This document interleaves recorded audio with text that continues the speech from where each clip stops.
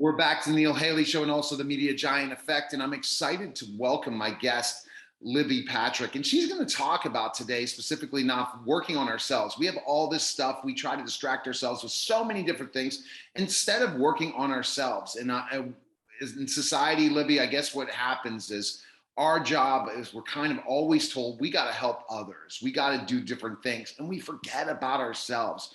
Sometimes I forget about my personal brand versus all my clients, how I really rock it out in their personal brand. Even though I have a really good brand, I should be spending more time on myself. Working on yourself is so important, isn't it? It is. It is. And Neil, thank you for the interview. I appreciate it. Podcasts are great when people are trying to work on themselves, learn more, be challenged.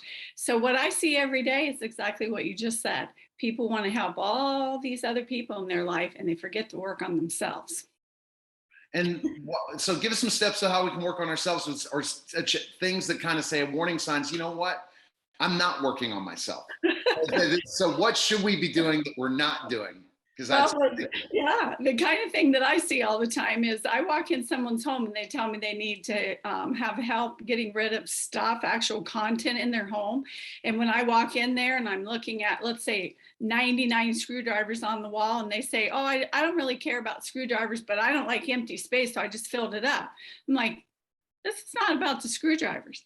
So it can be sometimes about literal, content that they don't want to think about it, so they're buying, they're going somewhere all the time, filling up their schedule so they don't breathe. But it takes time to be uncomfortable with yourself so that you can really think and see what's going on. And uncomfortable and working on yourself in that self-development phase it's not taught, right? So I want to kind of know, why am I, if the kind of question I'm asking is, what things should we do that we should be doing every day to work on ourselves? Absolutely. It starts with actually just spending time with yourself, being alone, asking yourself some questions. Why do I feel this way? What is it that's bothering me? And sometimes you do need to talk to somebody. But once you kind of know, let's say it's baggage from childhood that you didn't feel valued.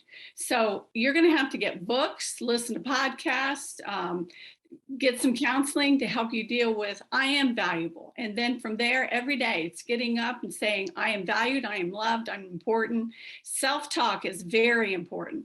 If you're just buying stuff and keeping yourself busy, you're not even listening to the right self-talk. Okay, that makes complete sense in so many ways. Is taking time to reflect. A lot of times we reflect on our business versus we're reflecting on what we really want.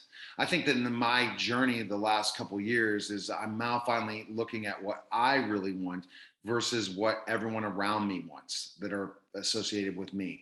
And that's the word comes out selfish. Why is that not selfish? You know that they say when people think you think about yourself too much. That has always got a bad connotation as you're selfish. How is that not selfish to think about yourself? Because if you don't work on yourself, you're really not your best for anyone else.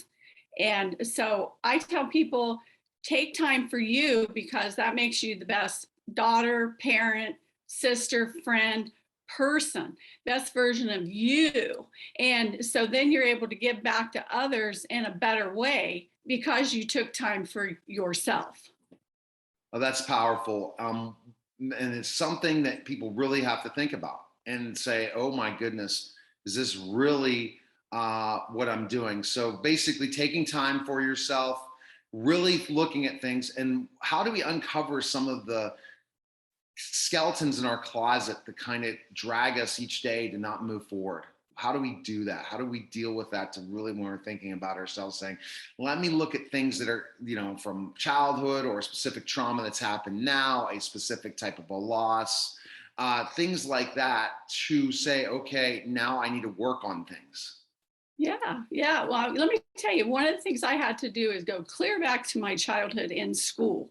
And the way I felt in school, has affected me as an adult. So that's where I had to become uncomfortable, is looking back. What developed those feelings in me?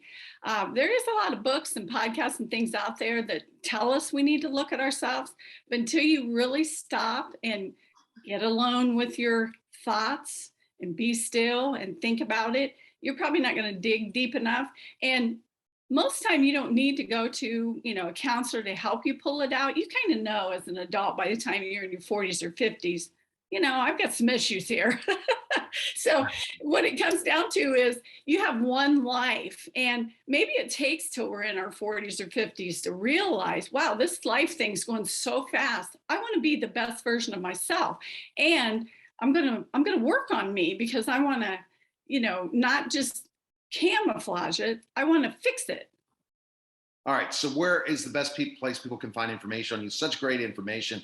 I haven't heard it that way. That before you go and get someone like yourself to help, you want to help yourself to start figuring things out. So when you do see an expert like yourself, you really haven't uncovered what needs to be really helped and fixed, not fixed, but really worked through, and going Yeah. through all the things. Because if you don't really know what it is, why you make the decisions you make every day, why you're concerned about not taking a chance and getting out of your comfort zone, figuring out those different things, you need to contact someone like you. So where can people find info? Yeah, absolutely. Well, my name is Libby Patrick, and I own and operate a downsizing company called Blue Robin Downsizing. So you can go to my website, bluerobindownsizing.com. I'm an author of a new book, Miss Hoarder's Secrets. So you can find the book on there. You can also find this book that's just came out. I wrote a chapter in there, because until you work on yourself, you can't take care of all the other things. And I really appreciate you asking the questions that you did and revealing some things that you don't work on yourself sometimes either. So that's right. And we got to be willing to put ourselves out there. And if you're going to be successful on social media and podcasting, being a guest, is you really have to uncover yourself and let people know it's no longer a private situation. We have to do that. So I appreciate you coming by. Yeah, thank you so much. It was great seeing you. All right, you too. You're listening and watching The Neil Haley Show. We'll be back in just a moment.